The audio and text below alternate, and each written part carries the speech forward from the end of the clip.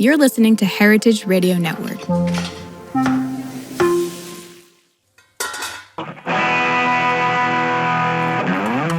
Hi everyone, welcome to Potluck Food Talks. Today I'm here with Johan Jörgensen from Sweden Food Tech, and we're going to talk about food systems. How are you, Johan? How are you doing? Oh, I'm just fine. And talking about food systems is a lovely way to spend an afternoon. So let's start with the beginning. How did you end up in the food world? Because your background, as far as I understand, is like a techie background, right? I'm a business school guy from the beginning, but many moons ago, I joined the Swedish internet scene at the beginning of that movement, and I've spent my life in tech ever since. But in 2011, I was horribly bored with the tech sector, and decided I need to get away from all these crappy online casinos or dating apps. I was an investor at that time. And I said, I need to do something that is meaningful. And then, what about food? Because I'd been kind of interested in how to grow things with artificial light then, because that's semiconductor light, and that's very techy in a way. I was always fascinated by tech. And then I said, okay, so what about food? And I took a dive, and here we have the largest sector on the planet, and it's killing the planet and everyone on it, and no innovation to be seen anywhere, especially coming from the tech sector. I've been part of transforming many sectors over the years. I didn't see the remotest similarity to that type of technological, prowess or interest in the food sector. So it turned out to me, it's like, oh, this is a magic cocktail, because this system really needs to transform badly, and tech and innovation will be at the core of that. And the only question is when and where this will happen. I first met you, we were in Brussels. I remember your intro was incredible. You said something like, well, the food system is a problem. It's making us sick, poor, stupid, broke, and something like that. I probably stapled all those invectives on top of each other, because I really think that the food sector is a source of a lot of evil instead of a lot of good, that it really could. But a lot of food is, of course, good, right? But the system itself has been constructed in such a way that it really brings us shit instead of good. And I think when we start to correct food, it's not just about producing better greens or so. It's about addressing the system itself and how it has been constructed over the years. I mean, all these big food companies, they get a lot of bad rap for basically doing what the system tells them to do. Now, let's back a bit here now. So why do I think that the food system is the thing to talk about rather than the players in the food system? Well, it's because we have this framework, this politically constructed framework around food, everything from subsidies to various types of legislations regarding what you can eat or what you can serve, etc. And all of that is driving the players in the industry in a direction. And that direction is industrial large-scale food. So these large industrial food companies are only doing what they're supposed to do within the realms of the system as we have constructed it. They act completely logically, and we shouldn't blame them for doing that, because they're just acting as any other normal company would do. So if we want to shift or transform food, we need to start looking at the food system itself and how we have framed the food system. And then these players who are really smart and savvy, they can run in the right direction instead of the wrong direction. And we need their force and their competences. It just needs to be right, directed in another, in another direction. So the food system is big and it's massive, but it has been constructed and reconstructed time and time again. So let's just do it another time, and this one, let's make it happen so it stay with us. I guess this is one of those things that perhaps it was not designed. There was not an architect behind it. It was just like forces that shaped it, and interests and these kind of things. But let's start with the beginning. Let's start with a definition of what the food system is, because I guess some listeners could be wondering what we're actually talking about. The way I understand it is not only the production sector, but it's more like an ecosystem where there are many things around, and there could be logistics, there could be journalists, activists, politicians, also methods of productions. And I would say at the very end is the consumer, and just next to the consumer would be, let's say, markets, supermarkets, and also restaurants and chefs that also can play a role in shaping the demand and the way of consuming. Like, does that make sense to you? Yeah, it makes, to me, food system is everything. I mean, food is running the planet. And, mind you, it's also that part of how good grades do kids get at school. That depends on how we feed them, how productive we are at work. It depends on how well we eat, much in the same way as a top athlete performs better or worse, depending on if he or she has eaten well or the correct stuff. So food is affecting everything, and that we must understand. And then I think it's also important to understand that food is not just primarily, in my book at least, about food, but rather that what's on the plate, right? But the effects of food on health, so to say, our health systems, that's also food system, because some 80 to 90% of all the healthcare budgets goes towards chronic diseases such as cancer, diabetes, or heart attacks. And those diseases come out of bad consumption habits, mainly food. Some tobacco, some alcohol, but mainly food. And the same thing goes for the environment. So all our environmental negative effects today, we could fix the climate by fixing food. Piece of cake. But we need to realize that food is the major culprit when it comes to climate degradation. Do you have a particular take on what could be like some strategies or directions that, or which are the players that could help in reshaping or rethinking the way we interact with the food system? Ultimately, this is about political leadership, political insights, or insights rather, that policymakers internalize and then react upon, and then realize they can actually do things with the stroke of a pen. So let's back a bit in time. So the industrial food system that we have today is basically a construct from the 1950s, 1960s, when we realized that demographic curve of planet Earth told us, yeah, we will be 4 times the population that we are today, and we need to feed them. How the hell are we supposed to do that?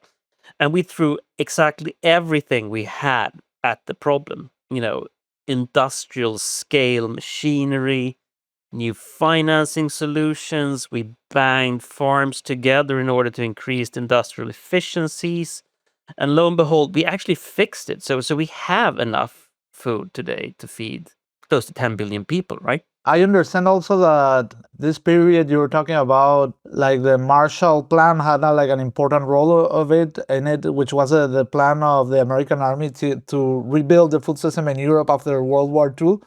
And after it was implemented, it stayed like that, which was like a war measure, a way to, like an emergency measure, and it stayed like that for decades. Food was being produced with lots of fertilizing, heavy machinery. This green revolution you were talking about, that's how it was called. And yeah, and at the end of the day, we destroyed very valuable things we had, like in the previous food system. Yeah. But we must remember, however, that the previous food system that we have had wasn't up to the task. We couldn't produce food for 10 billion people or 8 billion people with the methods we had before, smallholder farms, etc. We weren't up to the task. So it was the failure of that system to scale to the extent of the population explosion, right? That required us to think in new ways, like the Green Revolution, where we, as you said, we introduced pesticides and fertilizers and super greens, super seeds, etc. And we must also realize that the founder of this movement, the scientist Norman Borlaug, who got the Nobel Peace Prize for inventing the Green Revolution, essentially. His take on this was basically, yeah, I hope this can buy us a couple of decades. And within that time frame, we need to rebuild our food system into something that, of course, provides health and sustainability. But everyone got hooked on this industrial calorie machine that could produce safe and cheap calories and just push them out there. That gave rise to the fast food sector, to various types of new, well, dishes that we consume in Sweden, for instance. Low quality, cheap, high availabilities, can be stored forever. We put ourselves on a grain diet instead of a green diet. And that has proven very detrimental. And I think what we see now is that we get it in the neck now. So now we need to fix another problem. So, okay, so we have food. Now we must make sure that we have food that's good for us and the planet. And that's the next green revolution. It's going to be of a similar magnitude as the previous revolution. But it seems really hard for us to understand and wrap our heads around this transformation. And we must remember that there was a huge debate going on during the time when we introduced and cemented this industrial food system. So everyone was, all these small farms that were forced to close, and people had to sell and move to the cities. And we saw, the fewer and fewer farms producing milk or whatever it was. And there has always been a huge debate about that. And now I look forward to another type of debate regarding how we transform or tear down and rebuild, if you like, the food system of today. So for me, that has to be fueled then with the technologies and the innovations that we have, under our hands today. Much in the same way as we scaled the industrial food system that we have today with the technologies and the innovations we had in the 1960s. We have come further since then. And so now we can use what's at our disposal right now and then turn this food system around.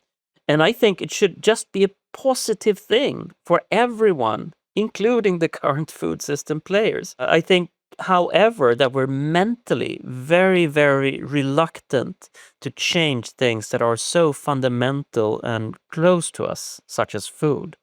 That makes it tricky. But you could also say it's an even more fun and challenging potential.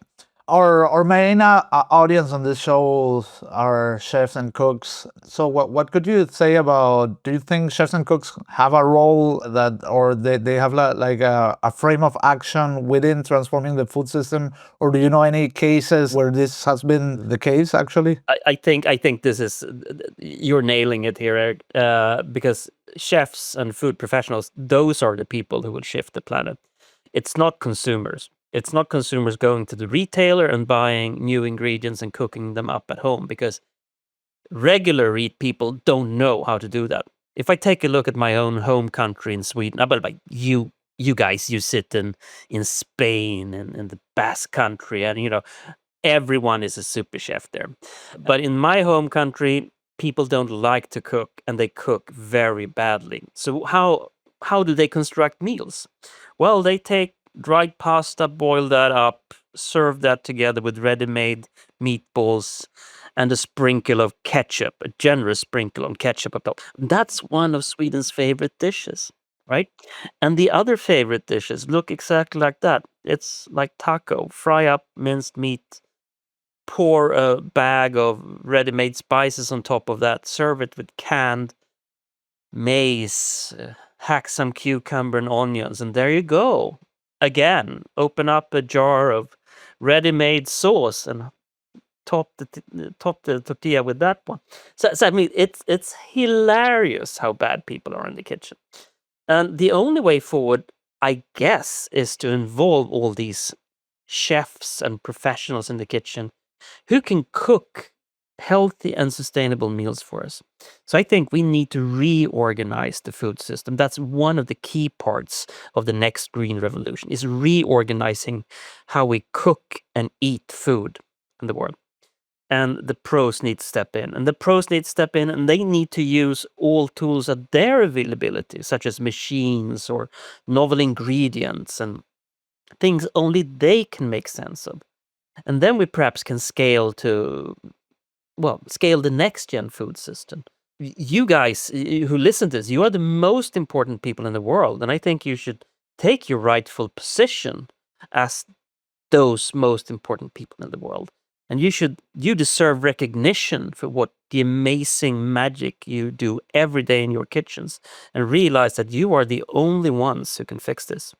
Here in the show, we've done a couple of episodes talking with some players some actors that played a role in the new Nordic cuisine movement. And I was wondering, how did this impact Sweden? Did it change? What were the changes? Is it something that you could see, like across the street, for example, or in the supermarket? I'd say mostly in the attitude towards food. And what happened before New Nordic came about was that we cooked like French people in Sweden. We tried to emulate the French. And then suddenly someone said, "Yeah, but do we have anything to contribute?" You must remember the history of food in Sweden or the Nordics. It's porridge. Yeah, as far as I understand, there was very strong religious constraints, right? Like it was a sin to have like a super pleasurable meal. Oh, due to that too. I'm like, we're in Protestant territory here, exactly.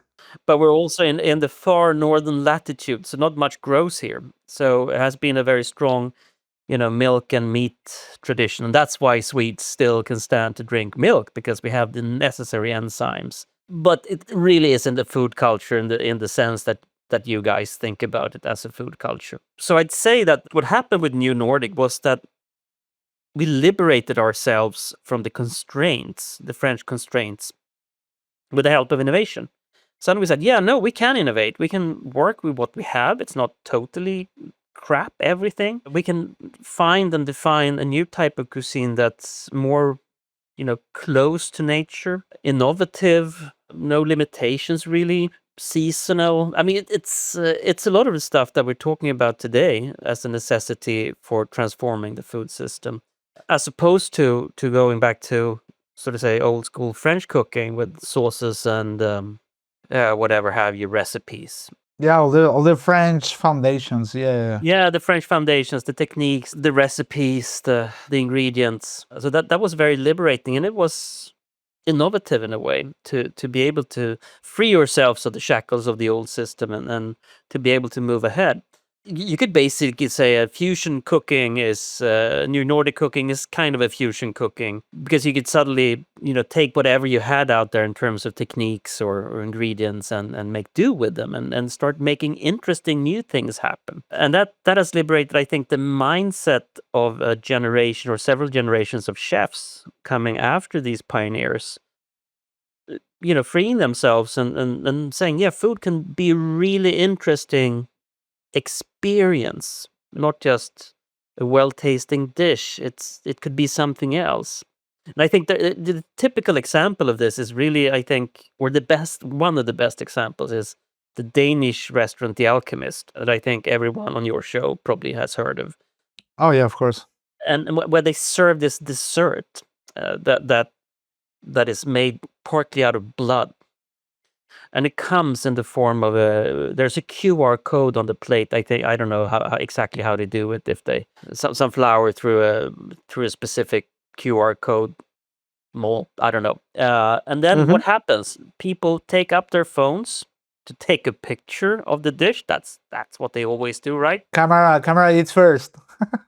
Yeah, exactly. That would be another way of attacking it. But people take up their phones and they try to take a picture. What happens, of course, when you hover a phone over a QR code is that it takes you to a web address. In this case, the sign-up page for blood donorship in Denmark. And they have this magnificent conversion rate. And that is, suddenly placing food in some sort of societal context. And I think that's what chefs have started to play around with. So they're not anymore just people doing dishes in the kitchen. They try to be actors in society. And I also had this discussion with a Swedish chef called Marcus Samuelsson, who has a great restaurant in New York. He has Swedish and Nordic restaurants before Nordic was a thing in New York. Yeah, exactly. Already 20, 30 years ago, yeah. Exactly. Aquavit was his first place, I remember. Yes, exactly. And when we had this discussion regarding how when COVID came, New York was emptied, right? So all the people who could, they left New York for their summer houses. But he was there, and he realized that, yeah, someone need to feed all these first responders, the nurses, the firemen, the police. And he realized then that, yeah, no, as a chef, I'm not just running a restaurant, I'm a community leader. And he said he felt that was affecting him quite a lot in seeing himself as a chef in a transformed society. And I think that is also how chefs need to see themselves as the players, the actors who transform food now, and not just being chefs in the restaurant. And we've seen, I think, also super interesting how chefs go out of the kitchens and into various types of innovative positions. So, for instance, we have this company called Endless in the Nordics, coming out of what was Amas, I think it was. Yeah, with Matt Orlando, yes. Matt Orlando, exactly. It was so Matt is on board with Endless with a couple of other guys, and they make chocolate out of old beer grains. Oh yeah, I've heard about the project. Yeah, it's a fascinating project. It is absolutely fascinating project, and they do that based on their expertise in fermenting things, and so suddenly they could take their chef knowledge and suddenly start to build products in this case, or start attacking one of the largest problems on this earth, which is that we will run out of chocolate. But now we can still have that chocolate experience. We can save the true chocolate for the chocolate experience, and we can replace chocolate as an ingredient with the endless stuff. And it's truly endless, because as long as we drink beer, we can have chocolate. And I think that's a wonderful prospect. Yes, that sounds amazing. No, definitely. I think I can also think of Notco. You know this company in the Yeah. States? Is that it was originally? I don't think it can be called a startup anymore. It's already like a scale up. And I saw a TED talk of Matthias, the founder of Notco, like an old one before it was like the huge thing that is today. And he was calculating like the same talk we had at the beginning. He was talking, because this is still a big topic, like will we as humans be able to feed ourselves in the year 2050? Which is a question that has not answered yet. But on the study he was talking about, it said that if we continue eating heavily on animal protein the way we're doing today, the possibilities are around 15 to 20% to actually make it. And if it's on using heavily on vegetable-based products, the possibility was of 100%. So, which is interesting, no? Right? Like, and I think that also requires a mind shift, because, for example, my generation and many of the people born in, let's say, in the 80s or 90s, we were raised in a way where the conception of a dish is like a big piece of meat and vegetables around, and not the other way around. For example, like the way the Chinese eat, where they have like a wok of lots of vegetables and some bacon or some, like cured pork or whatever, just to give it flavor, but not to be the central part of the. And I think that's not only the healthiest way, but also the most sustainable way to eat. Definitely, and I mean that's also how we've seen some of the chefs, responding in Sweden too. We have one that's called Paul Svensson, which is one of the local heroes, and that's his philosophy. Make veggies the centerpiece of the plate, and meat as some sort of a addition, aside, an essential. That's of course the way to go. But then of course we need to make sure that these veggies are super tasty. Of course. And that's, again, only chefs can do that. People in their, regular dudes in Sweden, perhaps again, not in the Basque Country, but in Sweden, regular people cannot make that happen. We don't have access to the greens, and we don't have access to the knowledge. So we need some help in order to do that. And as you say, if we can do that conversion from meat to veggies instead, without sacrificing taste, then we can save the planet and be healthier. So yeah, it's a win-win, as they say. I also wanted to ask you about Sweden Food Tech and the event you're organizing for September. If you could share a little bit about that. Sure. So Sweden Food Tech is a think tank that I lead together with some colleagues, and we do basically three things. We give people advice on where is food heading, strategic advice. So not what type of flavor should we have for Coke next year, but the real transformative stuff. We're always science-based, so it's not just speculation. We talk about the stuff that you can see around the corner if you have the ability to see around corners. And once people then wake up and say, okay, so I thought I was in the sewage business, but now I come to realize that I'm part of the food web. Yes, you are. So who should I talk to? Who are my new best friends out there? And they say, yeah, sure, let's connect you to a couple of those. That could be chefs or entrepreneurs or scientists or other players out there that you could turn sewage water into basically anything with the help of modern technology and some fermentation. And once people have started to do that, they rapidly see that, shit, this is a really large sector and I can make an imprint here. So suddenly the food sector grows in all various directions. And once a year we run something called it's nowadays called the Bite Stockholm, bitestockholm.com, and that is a big show that we do together with the Stockholm Fairs, where we try to build a completely new meeting spot for the future of food. It's basically based on the fact that we burnt down their old food trade show and sites. I know this is shit. This doesn't cut it anymore. We need to do something about it. And so we reinvented the Bite Stockholm food meeting spot, and we poured into this also our own yearly summit called the Big Meet. So it's going to be a trade show, a summit, and not the least a fantastic test kitchen where we're going to test stuff, new ingredients, new machinery, new concepts, together with some of the best chefs in the world. Eric, I hope you will come and join us in the kitchen. I will make everything I have in my hands. Yeah, I will make it one way or the other. Super to see you guys. I mean, like that's we need to have the expertise and the innovation power of the truest, greatest chefs out there if we are to make this, and that's we try to put them front and center. So actually, we have the commie in the kitchen. That will be the venture capitalists and the buyers. So they will be there chopping onions and doing the dishes, but learning from the best. And also a last question I wanted to make you. So as I mentioned, like our audience are mostly chefs.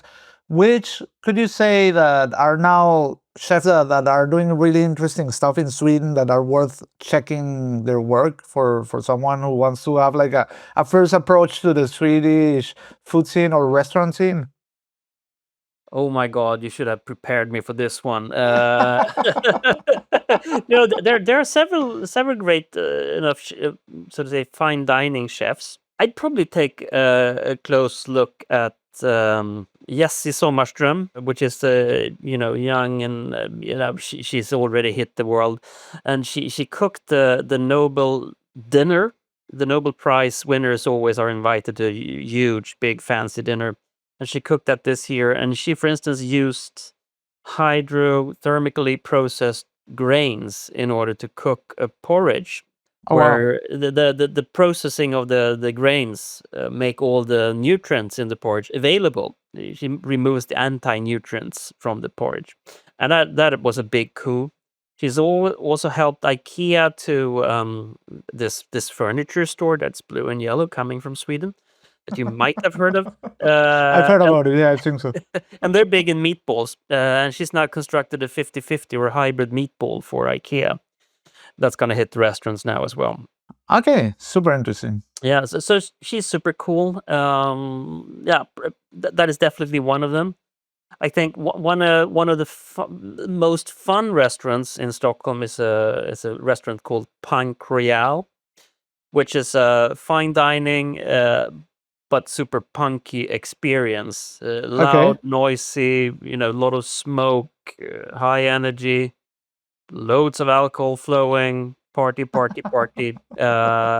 It's absolutely totally crazy shit. And there you cannot bring in your phones. That's the first thing they snatch from you. Okay, they snatch I like the it. phones and then they put them in a locked. That's very punk, definitely. No camera, no problem. Mm-hmm. Totally agree with you. That's also fun. They've expanded, so they're now a chain, like McDonald's. So they exist in several countries. That's not so punk, but okay. No, that's not so punk. But hey, It Yeah, works, I right? mean, yeah, sure. Amazing. That's it for this week's episode of Potluck Food Talks. If you like what we're doing, make sure to subscribe to the podcast so you never miss an episode. You can also find us on Instagram and TikTok as Potluck Food Talks. The show airs every Monday,